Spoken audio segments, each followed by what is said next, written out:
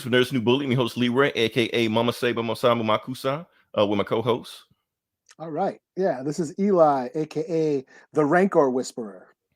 There you go.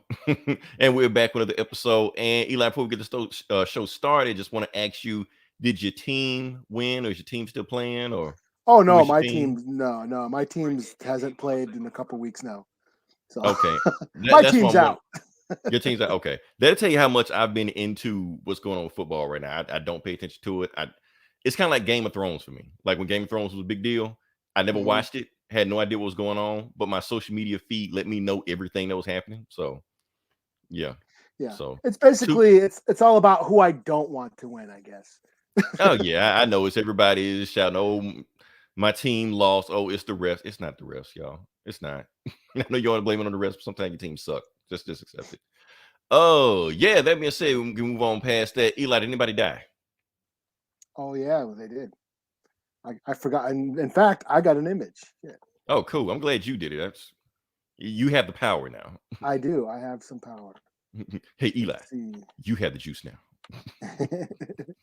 Yes, rest in peace to Clyde Bellecourt. He was one of the co-founding members of AIM, the American Indian Movement, um, right here in Minneapolis. He was a fixture here in the Twin Cities, Minnesota, where I reside.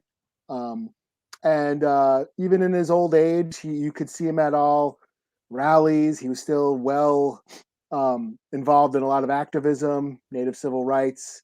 Um, You'd see him at powwows. Yeah, so he passed away this week. Started the American Indian movement back in the '60s with Dennis Banks. They met in prison and decided, hey, we gotta um, fight back against racism and for all people. I mean, they were allies of the Black Panthers, um, and just like the Black Panthers, they were being watched by the FBI. You know, um, in fact, Leonard Peltier is still in prison. Um, I don't think he's ever. I'm very pessimistic about him ever getting released, since releasing him means admitting that the FBI was up to some shady shit, and I don't think they're Which, ever going to do that. right. So, Even though everybody knows it, but yeah. oh yeah, yeah. But yeah, so he passed away this week. Here's a picture of him at a rally, the longest walk rally in New York. My mom actually was one of the organizers. And I vaguely remember being at this rally. Oh, wow. There he is with Muhammad Ali, who was there too. So yeah, good journey, good sir, for all everything that he's done, the activism that he's done, fighting for native rights, fighting for just civil rights in general. So rest in peace. Nice. Okay. Yeah, that's going to be that's, okay. And you said it was somebody's birthday today? Oh yeah, Okay. yes, 'Cause it I is. know you want to talk about that. So Yeah, let's get. I got an image for that too. go for it. It is today is not sure how old he is. He's in his 70s though. But John Carpenter, famous horror director. Well, he gets associated with a lot of horror because he's done a lot of horror movies. Um, Arguably the best horror director ever, since he's made his track record is the coolest. Like, yeah, some directors have made awesome horror movies, but then they've made also a bunch of movies that suck. You know what I'm Right. saying? We're talking about So consistency. Right. yeah, consistent track record. I think John Carpenter is the best horror director ever. Um, Directed class, of course, he did Halloween, uh, The Thing, Escape from New York, The Fog, They Live, Big Trouble in Little China, just classic after classic, all of which bombed at the box office back in the '80s. But what? Because people are stupid. Even got bad reviews. The Thing got bad reviews I back when mean, it was but first don't released. all horror movies get bad reviews? Pretty I mean, much, yeah, 90% of them, yeah. yeah. But now all his movies are considered classics, especially The Thing. The Thing is arguably one of the best horror movies of all time, as well as Halloween. And not only does he direct the movies, he also writes the scores. So he wrote the score to the theme to Halloween. That's him. Basically, all his movies he's written the scores for. Um, and yeah, so he's still he's retired from directing. He did contribute some musical work to the new Halloween movies that have come out. Recently, a few years back, he went on tour and did performed his music live, all his theme music live. I wanted to go to the show. I did not get a chance to. I'm still bummed that I missed it, but yeah, I'm a huge fan. I've, loved his movies. I've gotten stuff signed by him. So he's still kicking. He's a big video game fan too. He loves video games. Recent interview saying that's pretty much all he did during the pandemic was play video games, and not so he's like me. Yeah, and not like Pong. Just because he's an old man, he ain't playing like Pac-Man. No, he's playing the newer games. He's into like the role-playing games and Diablo and what have you. And yeah, he's a gamer. So happy birthday, JC. Cool. All right. Let me say, I'm trying to pull up a list because you know whose birthday is not today? Martin Luther King. Mine. I get a lot of people saying, "Oh, today, yes, this is Martin Luther King Day." Today was not Martin Luther King's birthday. He was born on Saturday. Well, the 15th, not the whatever the day is now. So, but I also want to say on the 17th is a day when a lot of celebrities were born that day, and the 17th like a special day. One of them is Betty White. Oh, that's right. Yeah, she would have been 100 years old. And I'm trying to go up. I'm gonna go off the top of my head because I think I remember this list. James Earl Jones, Kelly Marie Tran, she's on the list. Oh, Jim Carrey, Rose. Yeah, Michelle Obama, Jake Paul. I saw he was on the list also. Maury Povich. Oh, that fighter guy. Yeah. Yeah. And there's a bunch of other people I'm missing also, but just go down the list. When the 17th hit, you'll see it. It's crazy. It's nuts. Like every famous person was born on that day. It's weird. But that being said, we can move on past it, and now we're actually going to get into the podcast and talk about what we came to talk about. We can talk about, well, first off, we're going to talk about DC's Peacemaker. Now, and you'd be surprised, Eli, a lot of people hadn't even heard of this show. So it's weird. That's the thing that's going on right now, but we're just going to jump into it, talk about what Peacemaker is first. Let's talk about why you should care about Peacemaker, or why should you even be slightly interested in what we're about to talk about with Peacemaker. First thing, Peacemaker is actually a spinoff show. First thing, this is actually a milestone. This is the first DCEU TV show. Now, I know I said this is supposed to sell you on the show, but technically that's not selling you on the show. But if you really think about it, that's kind of a big deal, but not really. I suppose it's not part of the Arrowverse.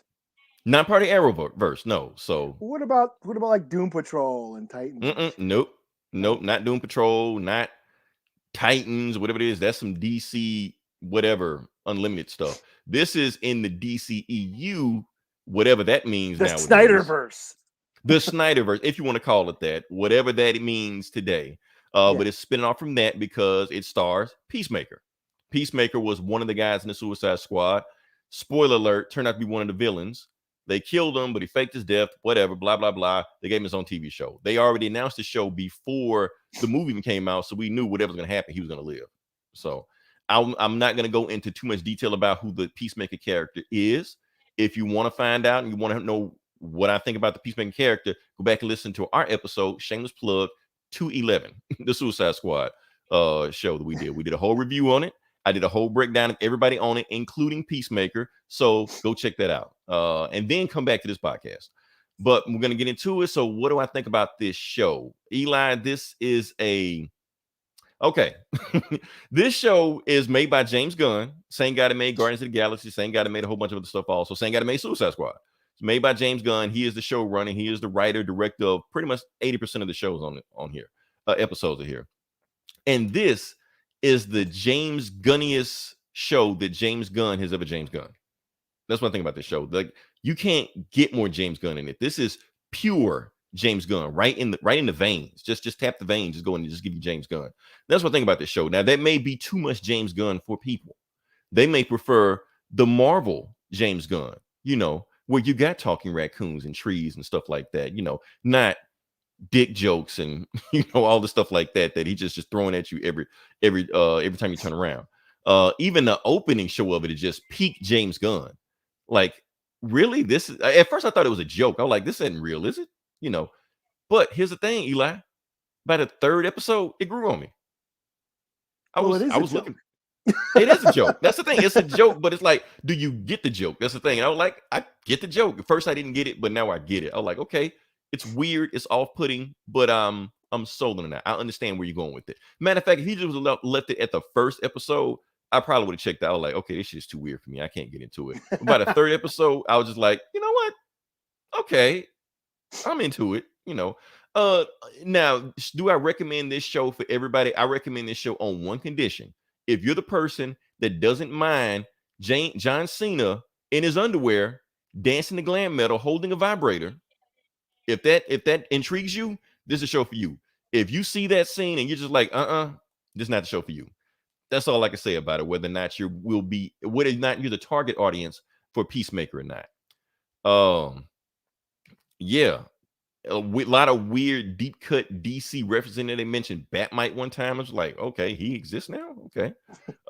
Vigilante shows up. Vigilante is kind of like his sidekick, and he's a obscure DC not a villain. He was a hero from the 80s who also showed up in the Arrowverse. That's how we noticed and tied in the Arrowverse, because Vigilante was on the Arrowverse. He was on Arrow. Got killed off, but still Different costume. no, it was the same costume, pretty much. Was it? I thought it was slightly. No, it was the same, pretty much. I mean, there may have been like little bitty variations, but they pretty much nailed the vigilante costume on there. He sucked, but still, just so. But yeah, it's so. I think you should watch the show if you're into weird James Gunn shit. If you're used to his shit he made before Marvel, because this is some Tromaville levels type shit we're looking at right here. That's what I think. So yeah. Eli, you saw it. What would you think about Peacemaker? I was laughing my ass off. I think if you like the Suicide Squad that he made, you're gonna like this. And yes, it does have it's all the shit that he's done. James Gunn's more harder material, even down to bestiality. But yeah, if you're into that really crude humor, which I am, it was funny. I was laughing. I was surprised because at first I'm like, do I give a shit about? Because I didn't give a shit about the Peacemaker show. Like, right? Why him? I would rather have watched the King Shark show.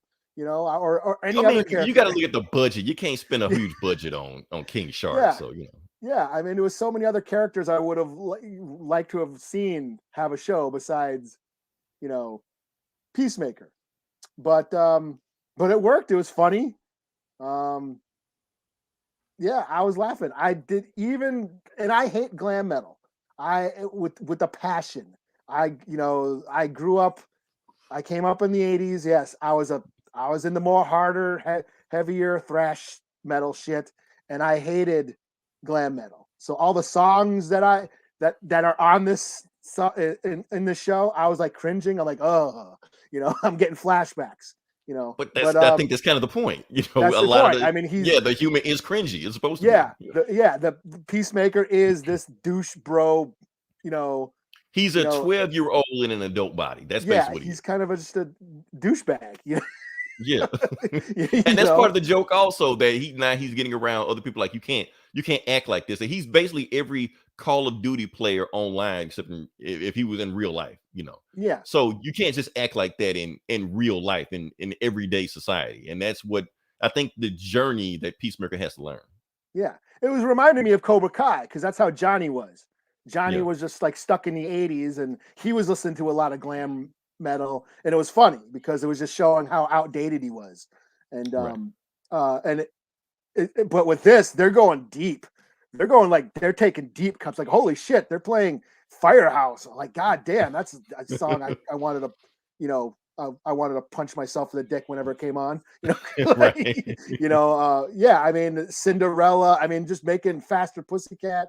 Just like really deep bands, and that's the thing. Back then in the 80s, a lot of glam metal was pop music. I mean, you know how you feel about like mumble rap? That's how we felt about glam metal, but it was on the radio all the time. Guns N' Roses, Motley Crue, Poison, the shit. Bon Jovi. God, I wanted to punch Bon Jovi in the face every time I saw that on. But yeah, I mean, that was pop music back then, just annoying, and I couldn't stand it. So having it be like what he's into, it's fitting because it is very cringy and outdated and yeah, it's funny. I mean, it all goes with the humor and the very crude, the dick jokes and the that South Park humor. That's right up my alley. So I was laughing. It also reminded me of his movie Super. I don't know if you ever seen his movie Super. I didn't see it, but that's why I keep hearing that it reminds a lot of people of that movie Super. So yeah. Yeah, where it's James Gunn is before he got the Marvel contract, so it's his ode to superheroes, and very very similar, very same, superheroes having conversations and and really poking fun at the whole genre, and that's what he's doing here.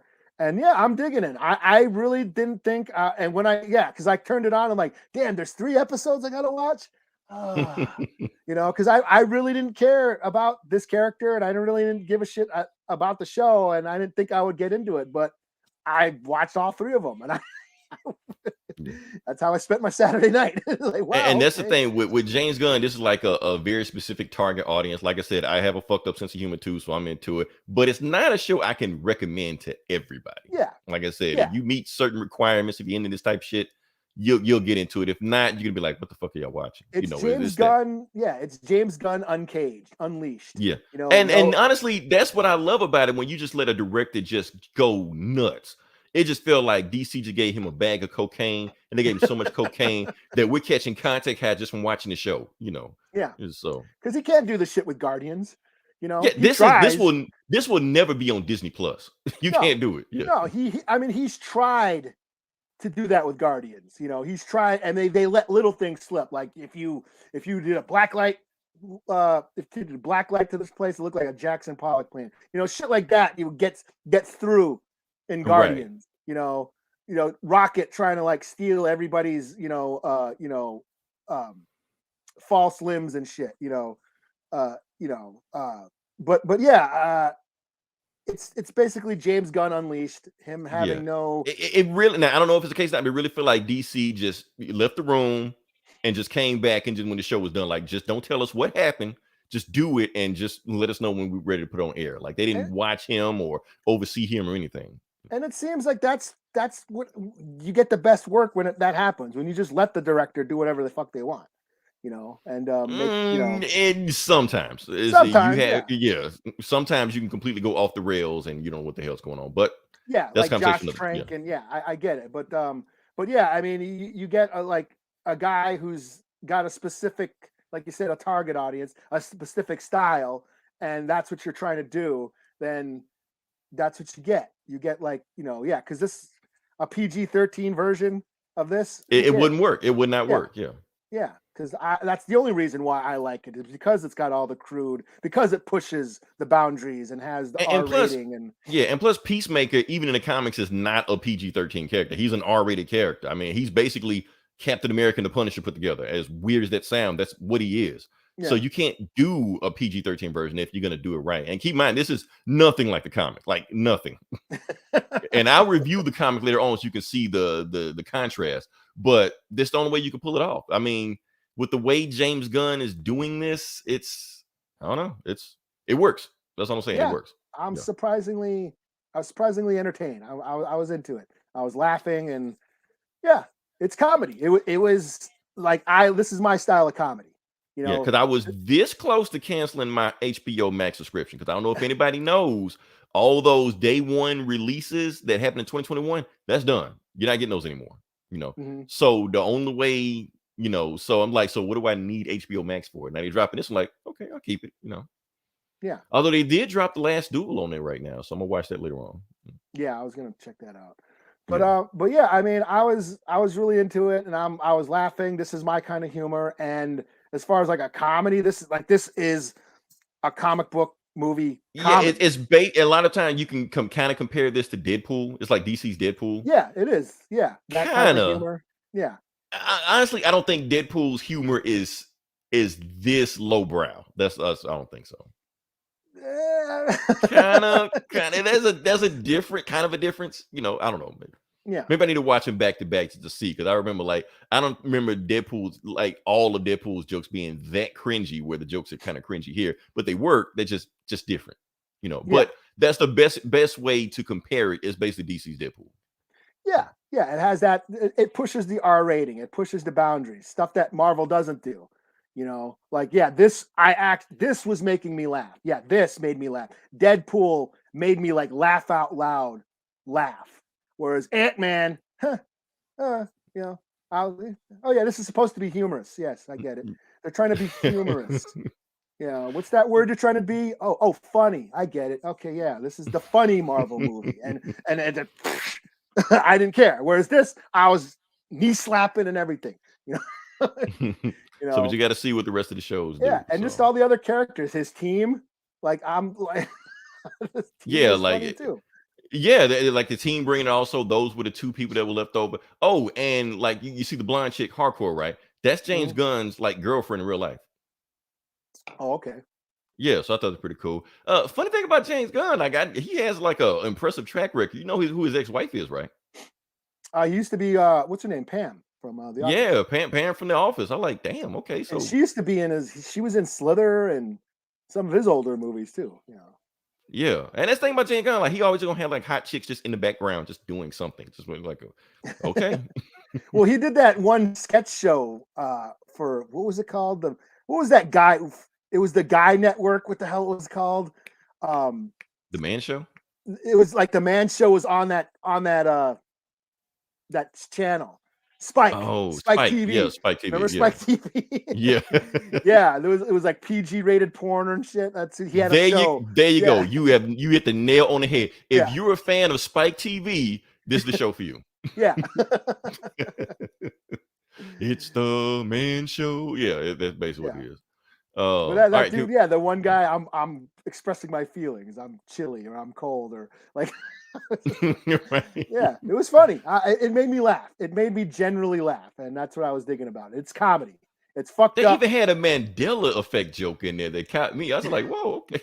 Like it was Berenstain Bears. I even had to Google it for a second to see if it was right. I'm like, yep, she's right. And what like butterfly? I was like, what the hell? Like, am I gonna fight a Mothra? Do I need a jetpack to fight a Mothra? Man. So cool. Yeah. All right, let's move on to the next part. We're gonna talk about like I said, episode 3 of Boba Fett drop, the book of Boba Fett. Eli, I'm gonna let you go if you got any thoughts, comments, concerns. Yeah, I mean, of course I'm into it just because I'm a fan. I'm biased. I'm just gonna like this shit regardless because I'm a Star Wars fan. And because I heard you got notes. You got notes. Yeah, well, it's just an image. I'm just gonna pull this up. Of course, this is what made me like shit my pants. Like I said, it's showing me shit that I've been waiting all my life. And they finally did it. They finally showed me a Rancor. They had a baby Rancor on the Bad Batch. And now, I gotta interject. Isn't this a memory berry? You complain about me when Spider-Man just throwing nostalgia shit at me. Isn't this the same thing? Yeah. I'm hoping they do some shit. That's what I'm saying. See, don't just show shit to me. Do something with it now. Don't just have it. Remember? Oh yeah, I do remember that. Now do something with it. I want if he better be episode 7. He better be riding that motherfucker and taking motherfuckers out with it. Like they already planting seeds for us, so we know it's coming. And that's what I'm saying. They keep planning all this shit. They keep setting things up. I'm waiting episodes in. I'm waiting for shit to start happening. That's where I'm at now. I was like, okay, I do remember everything. Now do something. Where's the story? They're setting everything up. Now let's do something. That's where I'm at now. Because I am getting a little impatient. We're 3 episodes in. They killed the fucking Tusken Raiders. Like, what was the point of that? Just so they could have beef with the Pikes? I was hoping the Tusken Raiders would show up at the end and be like his crew. You know what I mean? Like be, right. So it just made everything seem pointless. I mean, up to this point. Yeah, other than he's gonna go take out that one biker gang now or something. There should be a point to all this, and that's what I'm waiting for. Like, don't just show me Black Chrysanthemum and barely do anything with them. And they finally did something with them here, but that's it. That he just tries to beat him up a little bit and then he lets him go. You know, Now, I do want to say something, Eli, that even Black Chris Stanson in the show kind of decanonizes the comics. Because didn't he and Boba already know each other? they did know each other. They worked together like way before this. Timeline wise, it would have been way because it was between Empire and Jedi. This is after Return of the Jedi.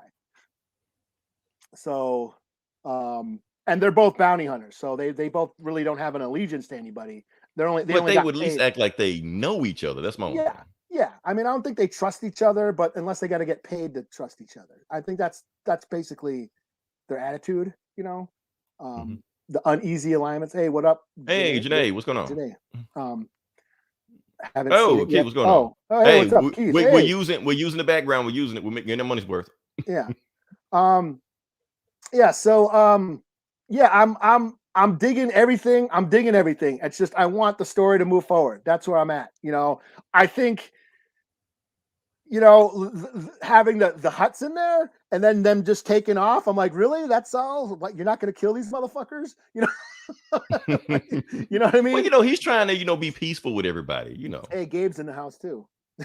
Oh, let's see. About time. Let's see. Gabe, what up? Yeah. But yeah, I was like, you know, and that's the thing is like, I get that the Hutts are no longer in power, and this is coming from the War of the Bounty Hunter comic. So there was a point to that because Vader had the whole council of the Hutts destroyed. They're all dead, and the only one left in power was Jabba. And Tatooine was considered a worthless planet. So they're like, well, fuck it. You can have Tatooine. We don't need it. It's a dry desert planet with nothing there. It's no use to the Empire. So we'll let Jabba rule it and do whatever the fuck he wants. And then when Jabba got killed and Bib Fortuna, they like, oh, fuck it. Let Bib Fortuna take it over. We don't need it. You know, they just kind of let him, run the place. But there was no use to them. So that's coming from the War of the Bounty Hunter comic. So there was actually a point to that shit. But I was hoping like, oh, the Hutts try to have Boba killed. I was like, oh, he's got to kill these motherfuckers now, And I was like hoping like something he would put out a hit on, like have Fennec disguise herself as a stripper, Right. she's on the chain and shit. You know what I'm saying? To get close. See, there you go again, writing a better story than what they're giving us again. I was like, that would have been so dope. She's on the chain, she's dancing around, then pulls like a dagger out of her bra or her drawers Boba or Fett something. sends his regards. Him or something. Sniper rifle, yeah, or whatever it is. I was like, you gotta kill these motherfuckers now. but we'll see. It's still only the third episode. We still got 4 left. I'm hoping shit happens. Shit starts to happen. Like I said, I was hoping the Tusken Raiders would come out and like have his back in the end, like be a part of his crew, like have that ending of Thunderheart where they got the drop on him and all of a sudden out from the cliffs, all of the whole crew of sand people come out all with their guns drawn or some shit. That's his muscle, and so yeah, stop showing me everything and start doing something with the shit. Yeah, I like, oh my God, it's a Rancor. I've been waiting for and then Danny Trejo. I told you, Danny Trejo. I got to call an audible, Eli, because boom, we finally get it. We finally got it. Machete kills again in space. Yeah, him being the keeper of the Rancor was dope. And like, the rank, I got a soft spot for the Rancor. I loved that ever since Return of the Jedi as a kid. There's a story again, back to the story about on the Tales from Jabba's Palace, that book of short stories. There is a Rancor story all about how Jabba got that Rancor. He met Danny. There you go. Yeah, right. Danny got up here to the powwow up here in Mystic Lake. I didn't go though. But yeah, Danny gets around. He's down with the skins. So, but yeah, in Tales from Jabba's Palace, there's a Rancor story about how Jabba got the Rancor. He basically used it like a pit bull and would fight other monsters and shit. And the Rancor keeper like trained him and he fell in love. Yeah, the Rancors are very they are very gentle and they're very have a close relationship with their humans, kind of like a pit bull, but they don't like other animals. So, but Jabba was always putting them in fights and the Rancor keeper hated him for that, and he was actually planning to break the Rancor out and escape Tatooine with the Rancor. But then Luke killed him in Return of the Jedi before he could do it. So that scene where he's crying because the Rancor got killed, that's why. He was so close to freeing that Rancor and escaping with them. And then Luke fucked it up. But yeah, I mean, I'm like I said, I'm waiting for shit to start happening. They're setting everything up. Now let's move the story forward. So, and do we want to talk about the Power Ranger bikes? I didn't really care. I mean, but we can. I saw everybody bitching about it. I'm just like, okay. Yeah. It reminded me, when I first saw it, reminded me of lowrider bikes. You know, the Mexican street lowrider bikes, you know, they kind of pimp them out, and you know, so that reminded me of that. But also there's also like moped street gangs in like London. I guess that's a thing. And I think that's what they were referencing to. So people kind of like thought it was lame and that they looked like Power Rangers or whatever. And I don't know. I didn't mind it. I think it's kind of cool that they're kind of incorporating like street culture into the Star Wars universe, that they're just these hood kids kind of hustling their way through, and they got a street gang, and now they're working for Boba Fett. Like I said, it's got all those crime tropes, crime drama, gangster drama tropes. When he saw that crew, I was like, well, he's going to get these kids to work for him. And sure enough, that's happening.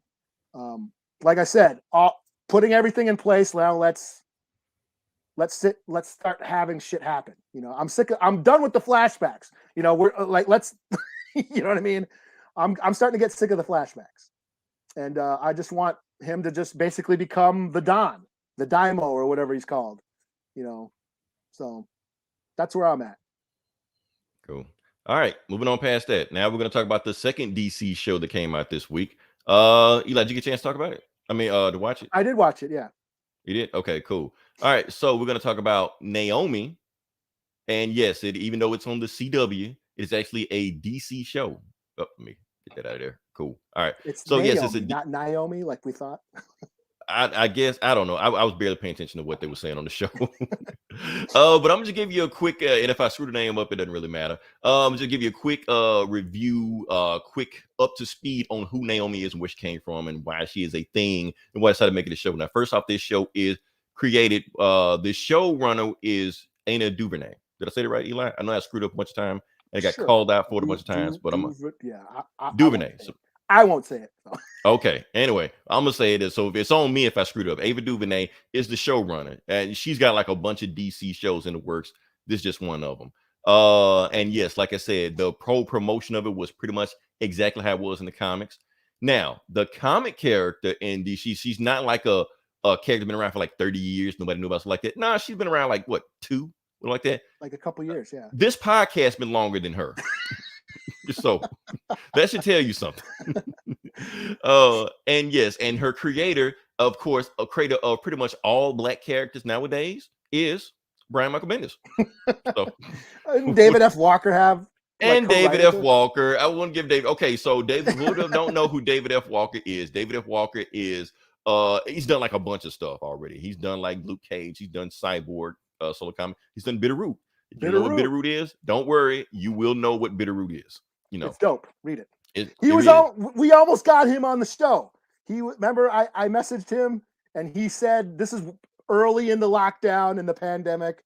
He was like, yeah, I'll schedule something, and then he never got back to us. He must have watched the show and be like, fuck this. Fuck those guys. You're right. And the artist Jamal Campbell. So there is a black creative team behind Naomi, even though Brian Michael Bendis is kind of like the face of creative when you just paid for it. He's probably the one getting paid, but all of their names are in the credits, as far as like a consultant and stuff like that. Easter egg, Naomi is Naomi McDuffie. That's her name in the comics, which is an Easter egg and a nod to Dwayne McDuffie. Yeah.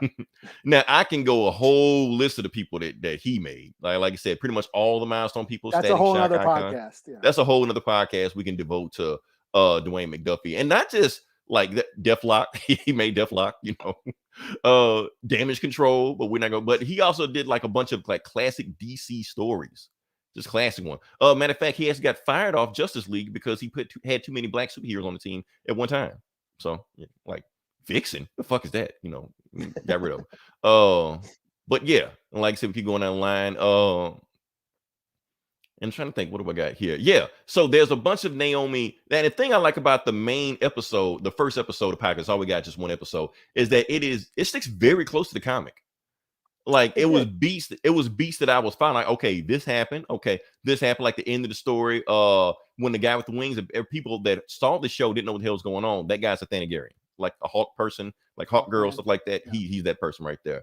And just like the opening scene, the only thing that really varied from the pilot show was that they said Superman was fighting a blue alien, but in the comics he was fighting Mongol. That's pretty much it. They still beat the shit out of each other, and that's it. And apparently Naomi is bisexual on the show. Like all of her friends want to screw her. So okay. She wasn't in the comics? I don't remember. Not that I know. I didn't read. I only read a few of the issues, so I didn't stay with it. No, in the comics she wasn't. They didn't hint at it in the comics. But it's whatever. But in the show, they definitely hint at it. Well, it's the CW. Everybody's gay on those shows. So it's the CW. Yeah, that's pretty much how it works. But like I said, as far as the show, like I said, hit the beats. If you read the comics, you kind of get a feel of where it's going. I do think it's going to vary.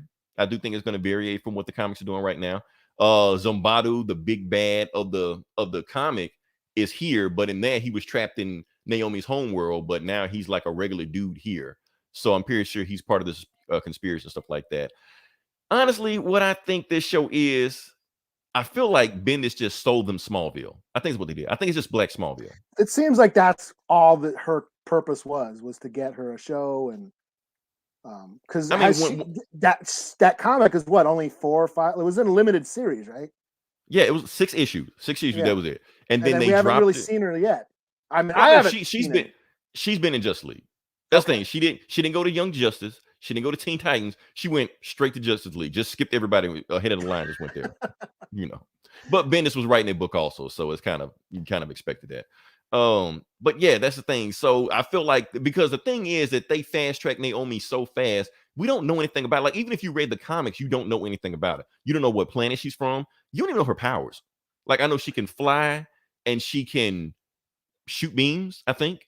Batman was like doing analysis on it, but he didn't finish the analysis because they got attacked by, I don't know, Despero or some bullshit. I don't know who the fuck they got attacked by. But the point is, he didn't finish it to tell everybody in Justice League what her powers is. So the only person who knows her powers is Batman. That's it. We don't know.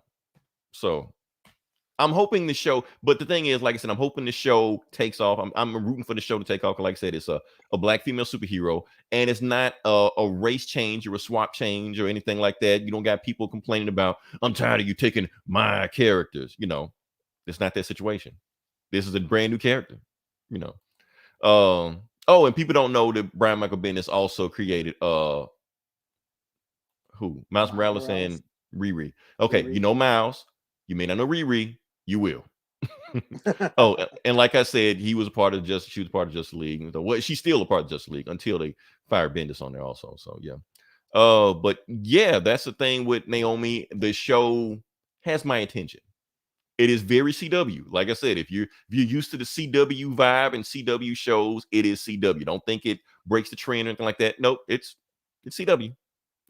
I said, it gave me a very Smallville vibe. Like I said, the first season of Smallville basically was the whole town is a mystery and Clark has to uncover it, which is the same thing as this. The town is a mystery. Naomi has to uncover it, and her parents are superheroes or some shit. And basically everybody in town has superpowers. Yeah. No, she was in Justice. Holy, that's been like 3 years ago. and nobody knows what the powers are. They're just vague as hell. Yeah, I didn't even read the whole 6 issues. I read where her dad took her to the cave or something, and he was an alien. Yeah, he was like in the Adam Strange outfit or something, like some astronaut outfit or some shit. And that's where because I was thinking she was Kryptonian because of the whole Superman shit, but she's not. Well, she thought she was, but she's not. But we don't know what we know that she's not Kryptonian. They keep showing the planet she's from, but there's no name for the planet she's from yet. So she's just a thing. Yeah. So Yeah. Go ahead. here's my thing. Okay, so like I said, we got Brian Michael Bendis, David F. Walker, and Jamal Campbell on this. So if this show takes off, I'm giving credit to David F. Walker and Jamal Campbell. If this show gets canceled and it sucks, I'm blaming Brian Michael Bendis. Is it fair? I don't care. That's how I'm treating this show. Well, I'll probably give it one more just to see, because it is very fluffy. It's very cute and fluffy, and I'm already watching Riverdale, and that kind of takes up my fluff. So I can only stand so much foofy, fluffy shit. So I'll see how the next episode goes. But yeah, it was it is a very CWE, young adult, show. And like I said, when we both read the comic, whenever the comic originally came out, we both said at the same time, this is a TV show. This is a TV show pilot we're reading right here. Like, and we know what DC is doing. And I didn't even finish that. So right. So yeah, there you go. Thanks. Somebody else. Yes, I love Riverdale too. It's my guilty pleasure. I don't care. You don't love it for the same reasons he loves it. Oh, I get into the drama. I get into the drama too. Really? You get into the drama? Okay. I was like, I was all about that time jump and shit. I read the comics, man. I read Riverdale comics, the horror ones. I read the horror books, but yeah, that's okay. Did you ever read Archie versus the Punisher? I did. You did? Okay. You can't even if you had that book, you'd probably be rich right now. I don't have it. I read the digital copy, but I read that. I read the Predator versus Archie. Like all this, we're not making this up. This all really happened. Predator. There's a Predator and Archie comic book. So okay, we can move on past that. So so let me just move to the video game section. Eli, I canceled the other thing we were going to talk about. I don't want to talk about it. It's stupid. Okay. But we're going to talk about this. God of War has came to PC. Yes, the game came out in 2018? I don't know when it came out, but it finally hit PC. The master race. And that's all that matters. We will have to chat about it later. Who, me or Eli? Well, yeah. Do you watch Riverdale? Better watch some Riverdale if you want to chat. Oh man. So what are we talking about? Oh yeah, God of War. Okay, so it finally hit PC. It finally hit the master race. And yes, everybody's getting PlayStation all this credit for finally putting their games on PlayStation, stuff like that. Why are they giving PC credit for something that should be the bare minimum? This is stuff that Xbox have been doing since last gen, But now because PlayStation is doing it, like this new thing. Oh, the cool kids are doing it, so it's okay now. No, this is some shit they should have been doing. Maybe not day one, but I mean, damn, they can... Riverdale. Cool.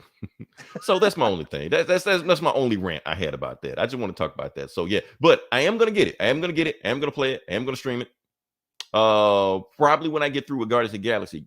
Eli, that game is long as hell. You still haven't beaten that shit yet? That game is long as hell, man. I'm like playing it. I'm like for like a year, man. What the? Well, not quite a year, but I've been I thought I would have beaten it by now. I was like, I can take my time. I can pace myself. I Googled to see where I'm at in the game. I'm halfway there. I'm like, what the fuck, man? So shout out to everybody watching. I'm thinking like getting 1,000 views a stream. So yeah, I'll keep streaming while people like it. Adam Warlock is in the game. I didn't know. Gabe, if you're listening, Adam Warlock is in the game. You can't play him, but he's there. So yeah. You gotta fight him? In a cutscene. Oh, okay. Yeah. That so like, who are you using to kill him? Well, Drax tries to a little bit, but I mean it's Adam Warlock. It's on so much. Like Drax the only one that can even like kind of fool with him, Everybody else you can like slaps around. Does like Star-Lord have his like ego power or whatever? No, because this is so this is based on the comic more than the movie. Not the movies. Not the movie. So he's a Spartaxian, not an Egoian or whatever. So I was gonna tell you, Gabe. I was gonna tell you. Had to get a chance to. I'll post a screenshot later on. But yeah. That being said, can we move on to the next part of the podcast? Sure. Okay, like I said, this is Comic Book Bullies, where we talk about comic books, and we're gonna do it because Eli, you have like an ass load of books you're gonna do, and I'm just gonna squeeze in where I can. That's it. I thought you had more. I only got 4. Oh. What am I sharing? Am I sharing something? Are you? Okay, well, I'm stopping sharing it, whatever it was. Okay. But he's like later on in the game, Gabe. So and you don't play as him. He's just there. he's kind of like you see him, but yeah. Okay. Well, I guess I'll start out with Marvel Indigenous Voices Heritage. So, Marvel, they like to pat themselves on the back for being diverse and shit. And Pander and yeah, so it's their yearly tribute to Native Americans in comic books. So this is another kind of compilation anthology, short stories featuring Native American heroes in the Marvel universe, written by various Native American writers and artists. There's a story with all the Native X-Men. We have Danny Moonstar, Warpath, Forge. They fight a big giant robot. There's a story with the Snowbird, that newest character from she was on the Champions. She's from Alaska, and she can. I think Snowbird isn't new. I thought she was from Alpha Flight. No, she's like from maybe about 5 years ago. She made her debut. She like in the 70s or 80s or something. Okay, I might be thinking about somebody different. Yeah, you might be thinking of somebody else. Because Alpha Flight had somebody called it was a chick, right? It's a girl, yeah. Yeah. Snowflake. I mean, Snowflake. Yeah, no. She made her debut like in Champions, like Jim Zub or whoever was writing it. I'm gonna look it up because unless there's a new Snowbird, but there was a Snowbird on Alpha Flight like back in the 80s. But yeah, maybe. But this one, she's Anyway, there's a story with her where she's in Alaska.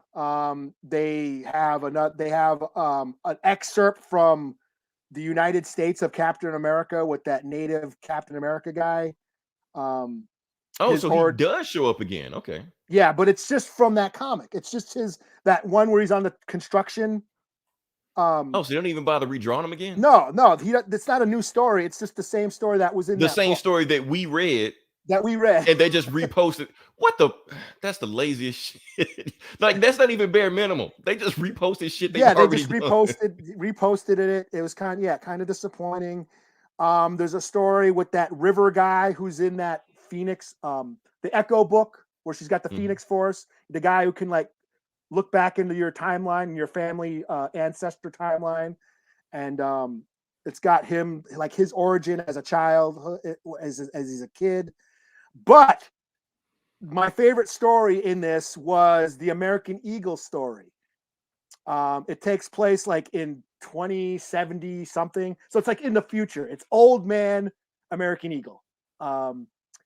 American Eagle is a more obscure native hero. If you go to the Geek Savs page, yes, I used to do a podcast called Geek Savs where it was just me and my native buddies talking about comic books and shit. If you go on Facebook, Geek Savs, our banner picture is a picture of American Eagle punching Venom. I think it's from the Thunderbolt series. So yeah.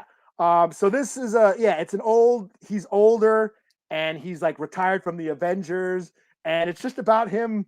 It's about superheroes retiring and being useless. He's kind of useless now. He even talks about how Warpath and Danny Moonstar are more popular than him. He's going to cons and he's not bringing in the numbers. Nobody gives a shit about him. And then except one fan, this little kid comes and gets his autograph. And then he tries to cash his check, and then a bunch of bank robbers come in, and he basically foils the bank robbery. Basically in the end, it's I might be old, but I'm not extinct yet. So it's more of a, the whole, it tackles the theme of, native invisibility, how native heroes are barely existent, no Ghost Rider, Sorcerer Supreme. Nope. Those characters, no Red Wolf. Not that I give a shit about Red Wolf anyways. No, that Sorcerer. No, not her. That native Werewolf by Night ain't in here. This was kind of a... he's on the cover of the book. Yeah. All these native heroes, there's 4 stories in it. I don't know. Are you serious? Why. Yeah. He's on the cover of the book and he's not in the book. Yeah, there's 4 stories, 4 or 5 stories. One of them is a reprint. What up? Z? I don't know. I won't fuck up your name by trying to pronounce it. But what up? There is no Dana. It's only Zool. Yeah. But yeah, I mean, it was cool. It was like a statement on, him, native heroes. Yes, he did in the Thunderbolts. Yeah, American Eagle. Yeah, Well, like I damn, I need said, to go read to that Thunderbolts right. yeah, you like go to the Geek Stats page. You'll see him whipping Venom's ass. But yeah, this story was just about pointing out native invisibility, how natives barely get any attention, even in comic books, and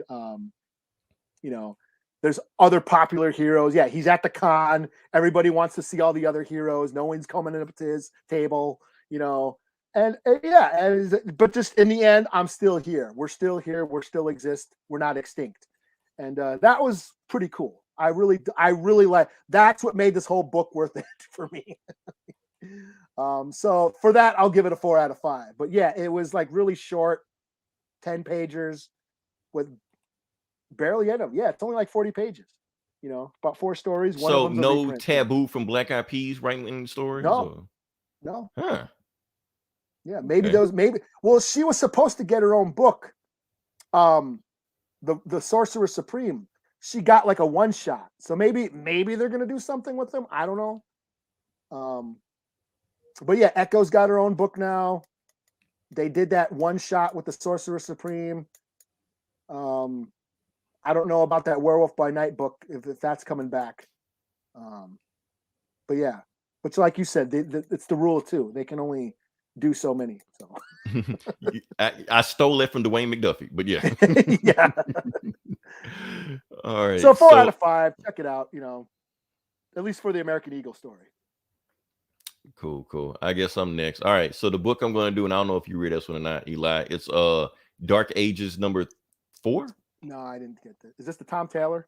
Yeah, Tom Taylor. Yeah. It's supposed to be his last. It's supposed to be his last Marvel thing because after this he signed something exclusive with DC.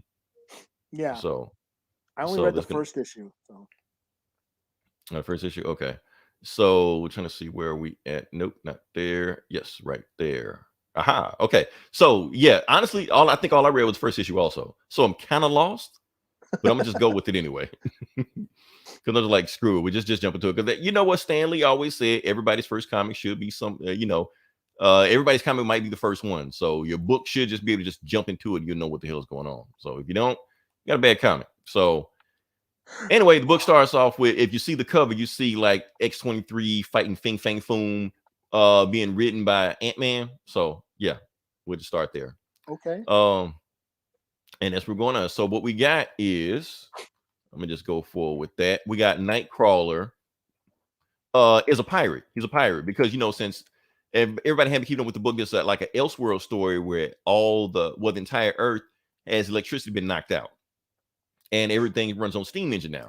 So now they got pirate ships, stuff like that. So he's fighting multiple man, and something happens, and Storm gets there, and she like drags the ship all the way to Wakanda. Oh, it's that one. I was thinking it was the something else, but yeah, I do remember. I do remember this now. Yeah. Okay, I didn't read this, but I thought it was another story. I was thinking of another book. Sorry. No. Okay, so they brought him to Wakanda, and basically T'Challa, is greeted by him, and he hugs Storm. So they're married in this universe. They're not married in the regular universe, but they're married here. And then they bring all the people back. And their daughter comes out. I'm trying to remember the daughter's name. Nika Sanzanan. What the hell, man? Keep it short. I don't know what I can't spell this shit. Kazana? I don't know what the hell. Zana, I don't know. Yeah. Come on, Tom Taylor. You can do better than that. Anyway, they're basically talking about how they, I'm tired, I'm king, we all exhausted. And that's when Pepper Potts shows up in Iron Man's outfit because Iron Man has been kidnapped by Apocalypse. Yeah, he's been kidnapped by Apocalypse. And she shows up with a bunch of Avengers. Weren't they fighting vampires in this story? Oh, yeah, Blade killed them all. Yeah, you're welcome. Okay. Yeah. See, that's what I'm thinking of. Yeah, okay. Yeah, they're past that story. So yeah. Now that So what they've done is that they decided to leave their kid with Io, and she was like, well, where's Okoye? And all T'Challa says is that I'll tell you later. I don't know what that means, but if they explain it, whatever. So now they're on the helicarrier, but the helicarrier doesn't fly, so it's just like a boat now. And they got Nick Fury, Admiral Nick Fury, So what they're doing, they all got the Avengers together and the X-Men and blah blah blah, and they're gonna go rescue Tony Stark. Oh, and Doctor Doom is on the boat also. So But Doctor Doom, is it like a Zeppelin, like a Goodyear blimp type of thing? kinda. That's basically what it is. But it's but in the water. No. It's in the water. It's going on sea, so it Oh, doesn't fly. okay. Yeah, it doesn't fly. And basically everybody's saying goodbye to everybody, and Peter is saying, where's May? Where's their daughter? And Mary Jane just like, she didn't want to see you go because she's too upset. She didn't want you to come back. Whatever. So Storm uses her storm powers to sail the boat. Sail the helicarrier. So like, okay, that's pretty cool. Oh, Devil Dinosaur's on the boat too. Yeah. I saw. Yeah. And so basically they just looking up and it's storming and stuff like that. And Storm basically gets exhausted. So they're like 10 miles outside of Portugal. And she's like, look, I need rest. I need to take a break. This is too much.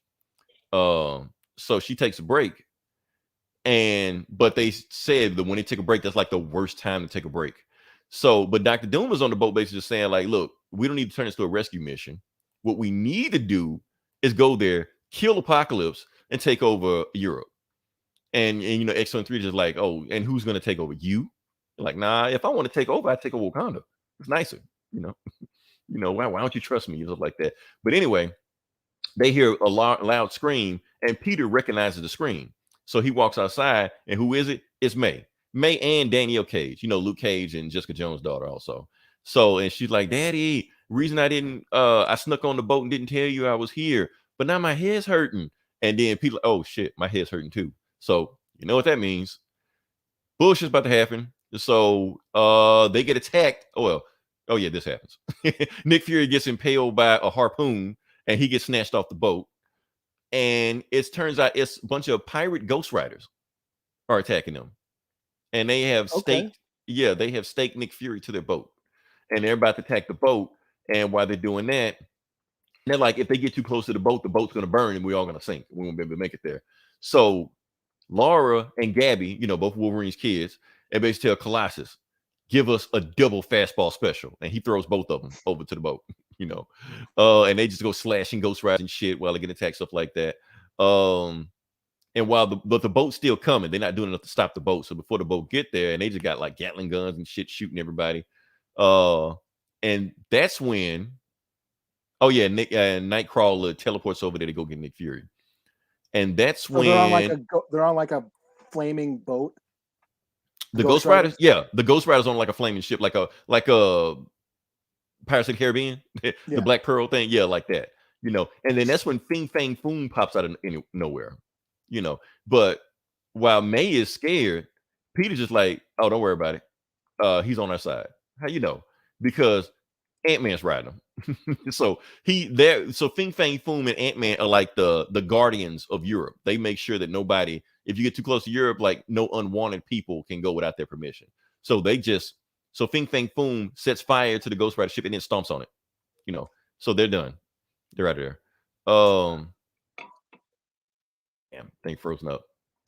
But yeah, that's what's going on right now. I don't know how this thing been acted up. Anyway, to get to the end of the ship, Nick Fury's dead, and they're all sad. But they make it to Europe. Next issue, that's where we're going on from that. So yeah, like I said, I didn't know what the hell was going on at the beginning of this, but towards where we at now, no Atlanteans.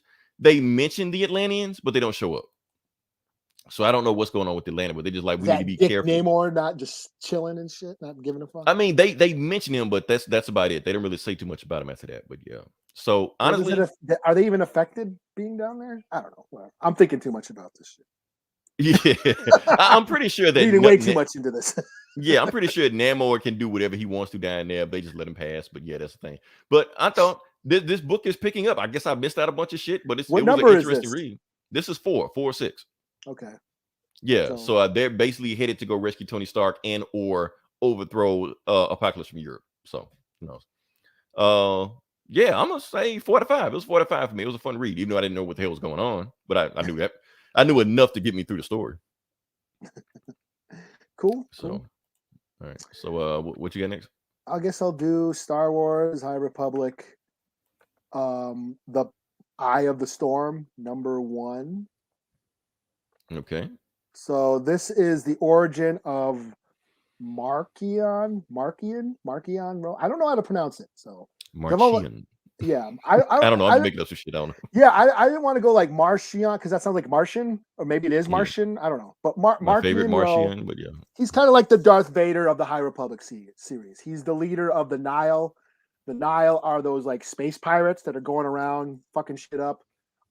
They have the ability to jump in and out of light speed, and sort of just cause havoc and then jump right out. So they can like jump into hyperspace, rob some shit, and or just like show up and like when they're fighting in space, like you know what I mean? Kind of like that Hmm. gate jumping in Guardians of the Galaxy when they go through all those gates. Oh, and they get all They messed up and stuff. yeah, Yeah. they can do that. And the reason why they can do that is they have this. What's her name? Marlo? Is it Marlo or Mara Santeca? She's an old lady, and she's got some force powers, but they keep her in like this chamber and hooked up to the ship's navigation systems, and she can see the different pathways. They call them the paths through space, so they can plot their, route their hyperspace, routes, and then jump in and out. And they use her, and she's like really old and decrepit, and then they don't know how long she's got to live, but they keep her secret. Only Markian Ro knows about her.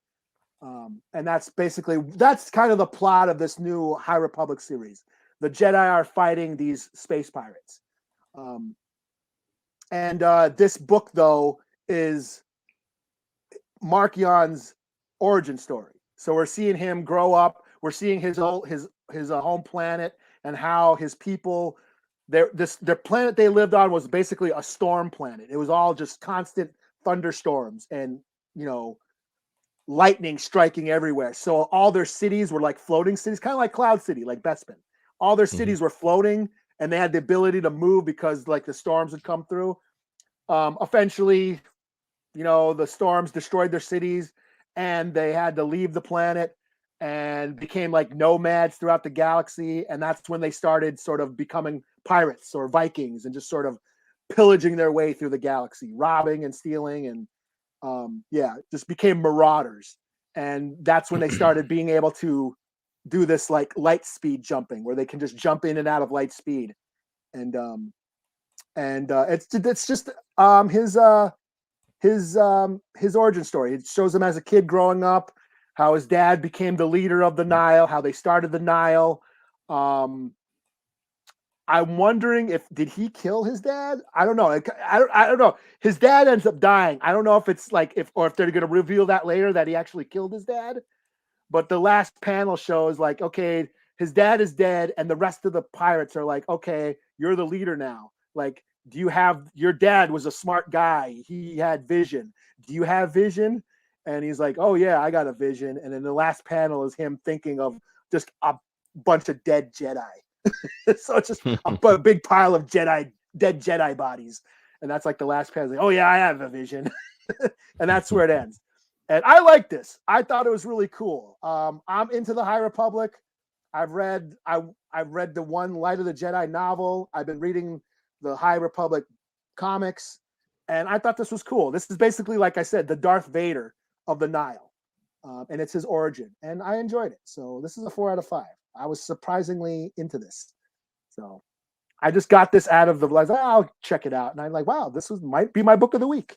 So Oh wow, that's high praise. yeah. So yeah. All right.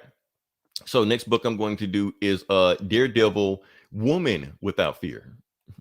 Oh, that okay. I almost got this, but I did not. Okay, I'll let you know. I was like, yeah, it was. It was a light week, so I'm gonna let you know whether or not it was worth your time or not. But yeah, so basically, people don't know what's going on. Elektra is new Daredevil, even though Daredevil is still Daredevil, but there's like 2 Daredevils running around. So whatever, she's still Daredevil.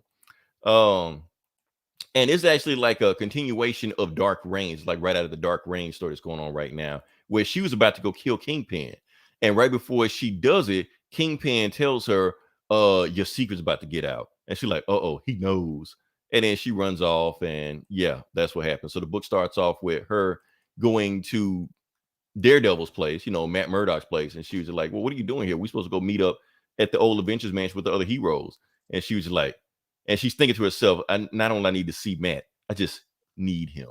And see, she went to go talk to Fisk and they were talking. Anyway, blah, blah, blah. They have sex. So how to get started, it doesn't Of matter. It's course. like a Cinemax movie. Yeah. It's Daredevil. So what you expect, So hot and steamy, all the stuff like that. And she has started having flashbacks. I guess it's so good she started having flashbacks. And she's looking at Stick. She remember like Stick, her mentor, her trainer that trained both of them, beating her ass. And he's just talking shit to her the whole time, like, you suck. I'm gonna send you back to your daddy because you don't know what you're doing.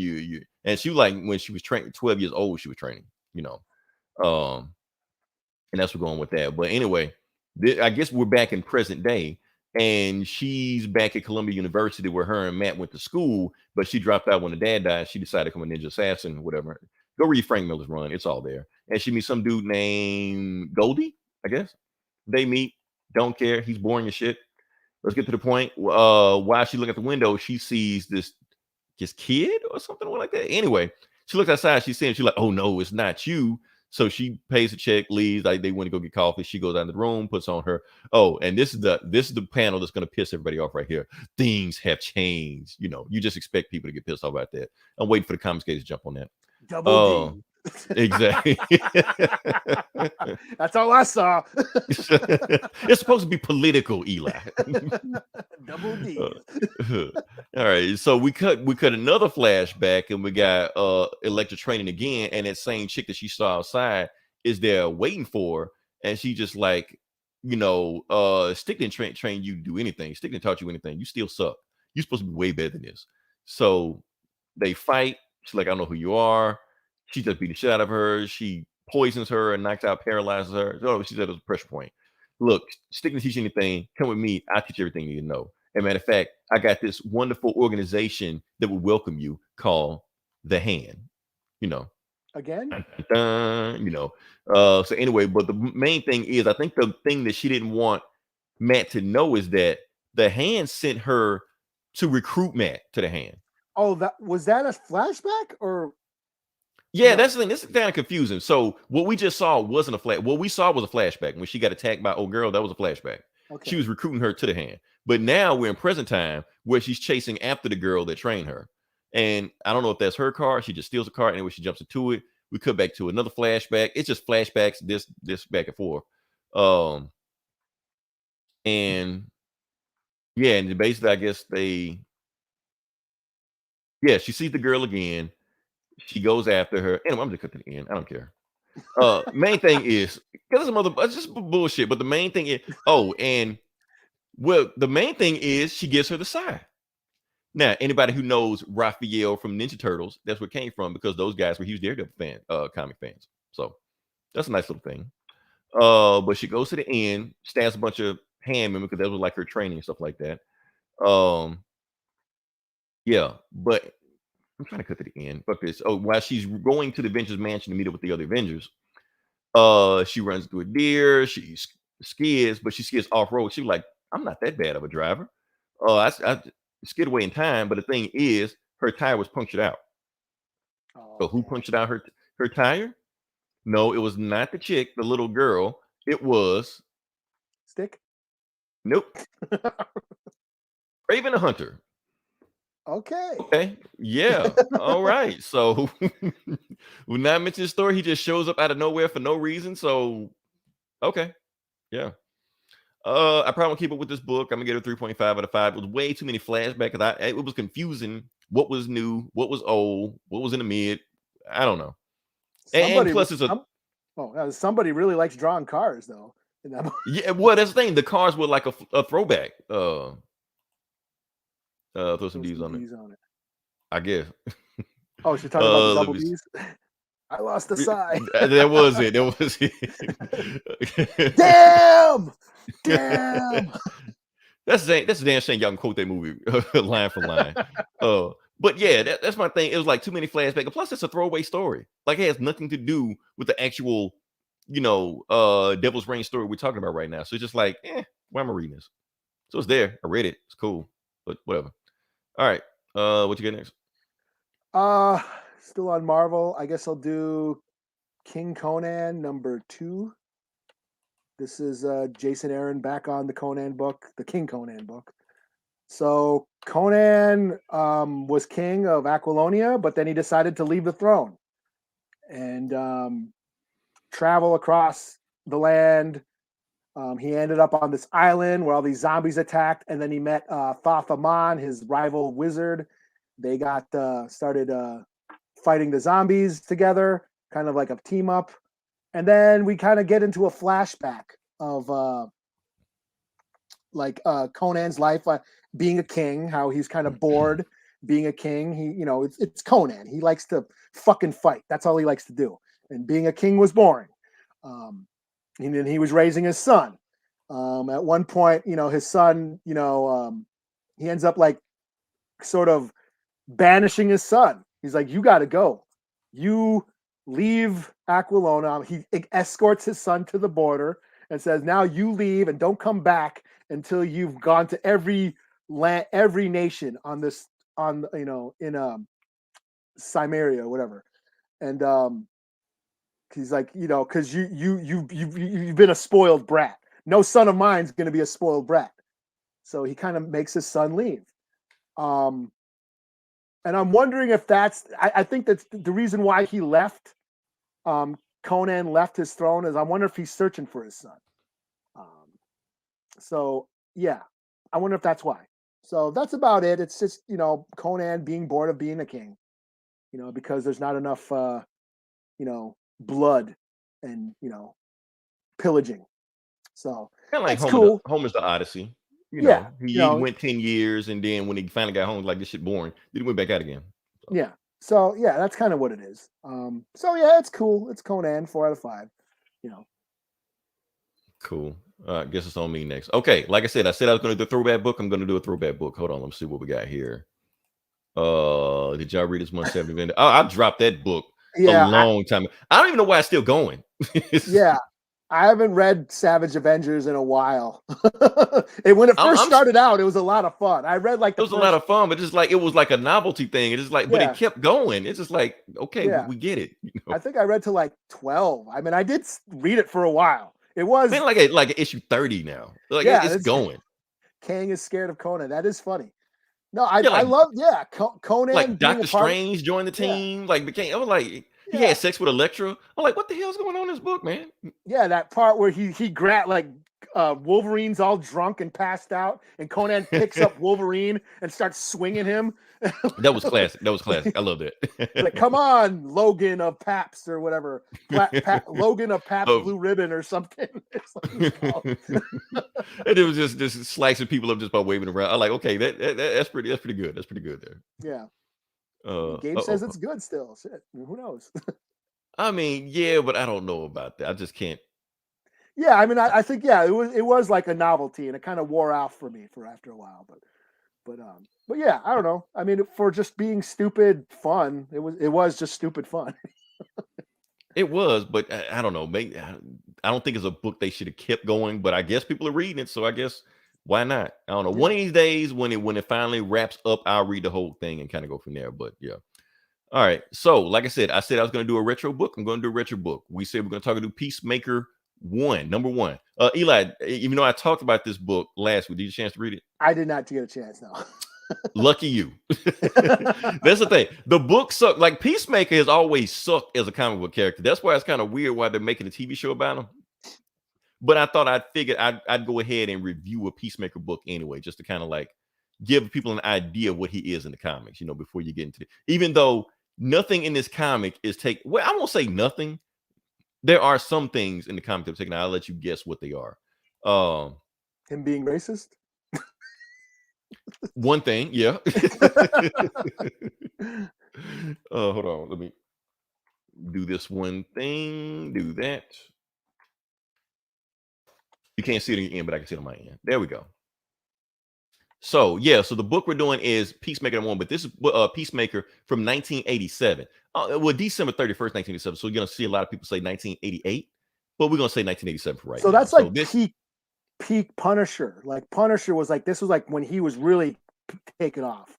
Oh yeah, this is around this time, like in 88, every superhero killed. Like it wouldn't. It was punishing, but everybody did. It's like you didn't kill. Like what are you doing? Fool killer and Fool killer and all wild this dog and all those gun heroes.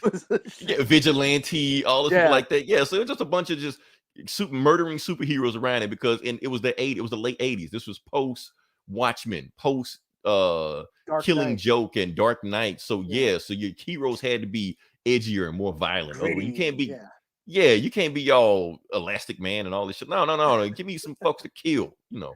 So yeah, that's what we got here. So basically what the story starts off with, it starts off with the French Riviera. And you're going to notice that you got some women walking around nude. You see that the letterboxing is very placed in the correct place, so you can't see exactly what's going on. But while they're getting there, and I'm going to just cut to this part because there's a lot of stuff going on in this book, they get attacked by terrorists. Yeah. The reason because there's a peace convention going on inside the French Riviera also. So these terrorists are here. Just kill all these guys. So they go there. The guys try to run, and it doesn't matter because the terrorists end up killing everybody. So everybody dies. Yeah. So nobody gets saved. While the terrorists are trying to make it, they just die. Fuck them. Keep in mind, Peacemaker has not made it here yet. When he finally gets there, the terrorists are finally like, okay, let's go ahead and get out of here. This is in France? It's in France. Yeah, the French Riviera. Yeah, so it's in France. Wow. Remember that was it the shootout where they started shooting up Paris or whatever? The Paris shootouts or whatever? What was that? Years ago? Okay, I thought you were talking about like in the 80s. I thought we were just trying to be topical, or No, I'm just saying that happened like in real life. But they did happen in France. Yeah, when they got shot up. Yeah, they got one on a massacre. The soccer stadium and like the concert, and they were just running around shooting up at the place. Yeah, so that happened here. So basically, they can't get away because all their boats can be destroyed by Peacemaker. So he's like, okay, so they can't escape. Now you got a bunch of ground troops on the ground. I'll personally handle them. So, and he's talking to the AI, his boat AI, his helicopter AI, but his helicopter AI keeps saying snide shit back to him, and they keep arguing back and forth. That'll come back in terms later on. So while he's just killing as many people as he can, he's like, I'm gonna go down there and handle these people personally. And that's when you get the classic catchphrase. I'm Peacemaker, and I'll kill to keep the peace. It makes no sense, but that's what the book is. So he basically goes down and murders every single body down there. Yeah. He was like, today I might die, but he's saying someday I'll die, but not today. And he's arguing with his helicopter AI while shooting people behind his back and stuff like that because he's like really good at killing. And that's it. He just after he kills everybody, he just leaves. Like, oh yeah, and his helmet got this weird concussion blast thing. His helmet's got powers too. So yeah, so that's a thing from the show, So after he's killed everybody, he leaves. And he goes back home and he lives in, guess what? Switzerland. Because he lives in Geneva, Switzerland, and he goes there, but he's still haunted because he got there too late to actually save everybody there at the peace convention. He got a chance to murder there. So he's got a girlfriend, he's got butlers, he's got housekeepers, all stuff like that. Everybody surrounding him in his house because he owns he runs his dad's business, but there's a lot more going on here that we don't know about. So everybody here, and you'll notice that like his housekeeper is there, and you'll see him just Nazi and shit. Yeah, he is. And that's the thing. So like on the show. Like on the show. Like I said, there are some things that I'm actually shocked that the show kept that in there. But he's talking to his housekeeper, and it gets a little deeper than that because later on we see his girlfriend at having dinner with some Pentagon diplomat, politician. And she's basically saying that how's the Peacemaker project going? He's like, he's going fine, but he's cracking under pressure. He was like, do you know everything that went on with Project Peacemaker? How we got him to this point? He was like, yeah, we're just running back in. So they give you a whole spiel of the origin of Peacemaker. Keep in mind, this is the post-crisis origin of Peacemaker. So all this stuff has been, erased from DC's canon already. But long story short, his dad was a Nazi, like a real Nazi, like he ran in concentration camps, like shit like that. Matter of fact, his name isn't even Christopher Smith, it's Christopher Schmidt.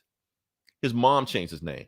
But the thing was, basically, like all Nazis did when the war was over, he went into hiding.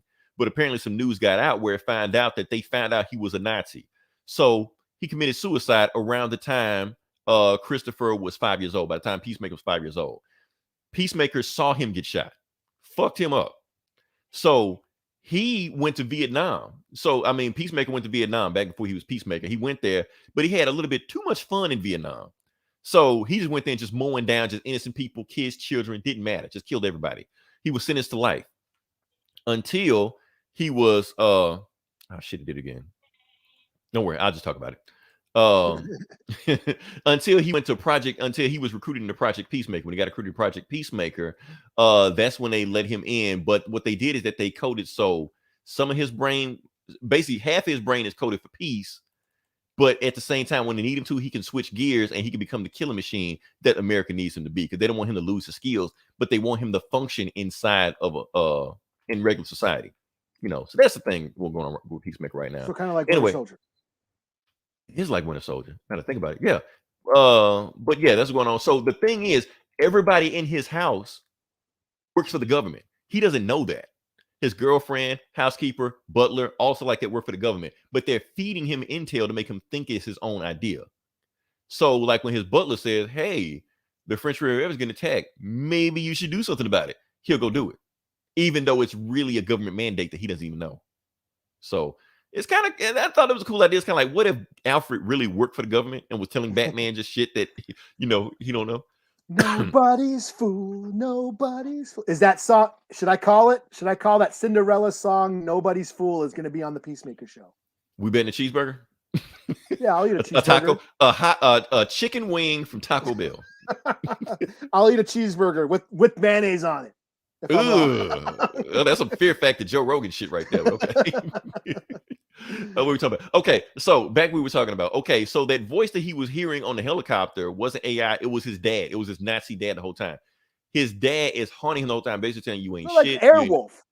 But that show Airwolf, remember that shit? What was around this time? Yeah. But it didn't like Kit from Knight Rider talked, but I don't think the helicopter talked on Airwolf, did it? Right. But the thing, but the helicopter doesn't really talk. He thinks it talks. Yeah, okay. Yeah, it's all in his head. So he think his dad is right there. His dad's saying, "You ain't shit. You're not strong enough. You're not strong enough." And basically, he's having a nightmare about how he saw his dad when he walked in on his dad getting ready to kill himself, because that news about that he was a Nazi came out. So he lost his job, lost his business, lost everything, and he's like, "I'm gonna just end it." So blew his brains out in front of his own kid, but nobody knows he did it. I mean, nobody knows that Peacemaker was there when he saw it. He didn't tell anybody. But anyway. They find out some diplomats got kidnapped. He goes to action, and yeah, you're like, oh, and the funny thing is, like, he sees on the news that people are getting attacked, and they're basically saying that the terrorists are saying nobody come towards us, otherwise we're gonna kill everybody. So what does he do? He goes there, and so he just goes to attack everybody. He's just like, I'm gonna go fight these guys, and boom, that's it. So yeah, the end. Yeah, it's a tough book to get through, Eli. Keep in mind, this is a 4-issue series.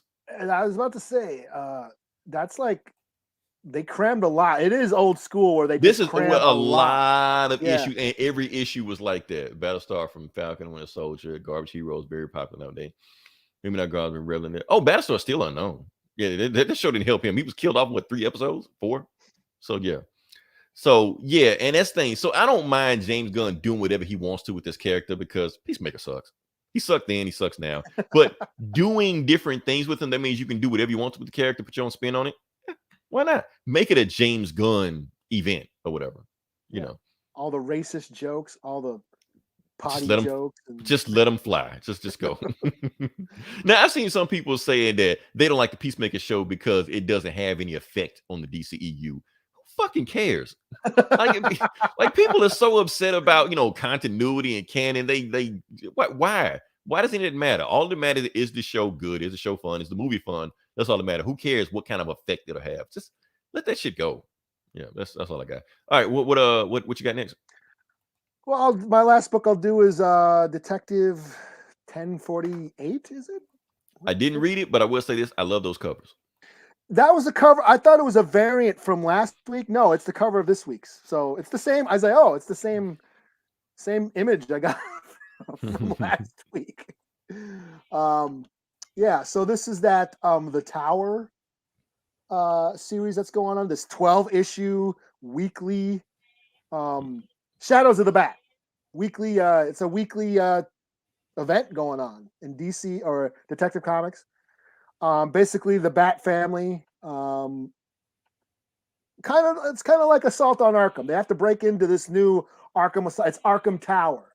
They moved all the Arkham patients out of the asylum, and they're in this big fancy skyscraper downtown Gotham. And of course, the inmates went nuts and taking everybody hostage. Now the Bat family have to infiltrate and get in. Last issue, the Dr. Ware, the guy who was like in charge of all the treatment, they threw him out the window. So now we flash back. This is basically his origin story. We see him growing up. As a child, his mom was like went on some psycho murderous rampage and killed a bunch of people. So she ended up ended up in Arkham herself.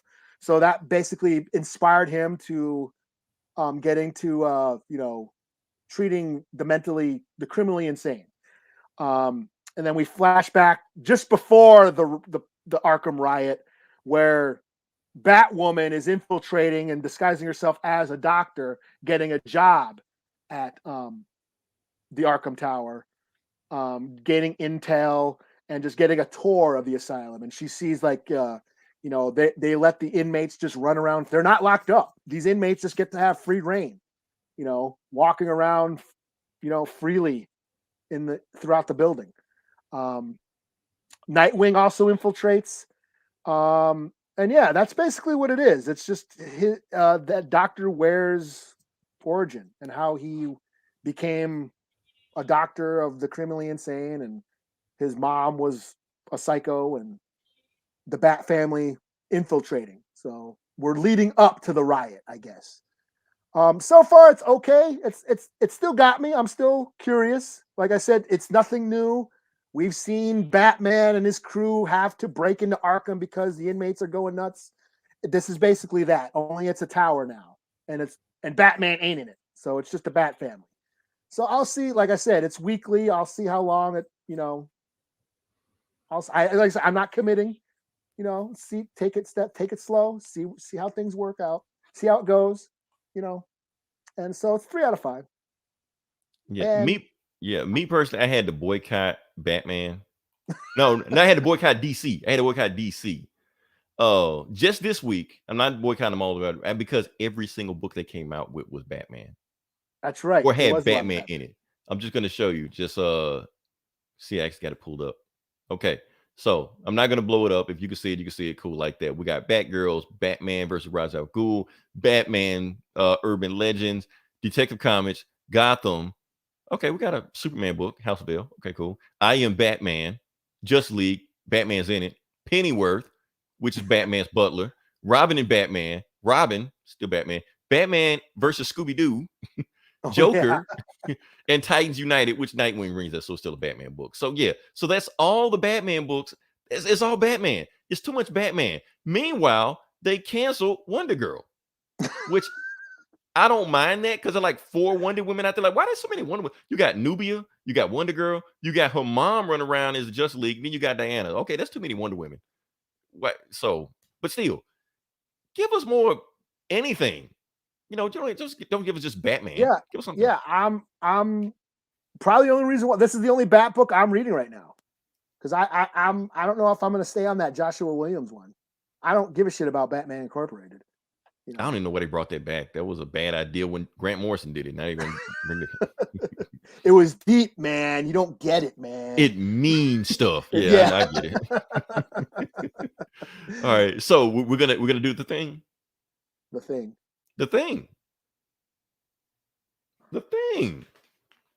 Oh, that thing. Yes. Yeah. All right. So you go first, or I go first? Okay. So for people who don't know what we're talking about, my boss sent us gift. He got us care packages. Yeah. So my boss, our longtime fan, he's sends us shit all the time. Knickknacks, whatever you want to call it. Yeah. He actually sent us about like 2 weeks ago. I don't know. We were gonna open these on the best of the year show, and we forgot. It was just so much stuff going on in that show. Then next week after, I think we just completely forgot. Yeah. And then this has been sitting here. I haven't unwrapped it, so we're gonna unwrap my boss's present. It's a present. It's gift wrap. Look at that. Wow, we he got. like actually gift wrapped. Gift wrapped. Oh shit! Yeah, I see the gift wrap. So it's just he got, yeah. Look at this. I could have put this under my Christmas tree. Oh, he's got a card. Yeah, I got a card in there. Let's see what we got.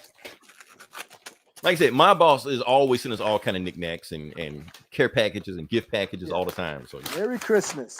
Didn't forget you, little brother. Thank you for all you put out. Let's have a great new year.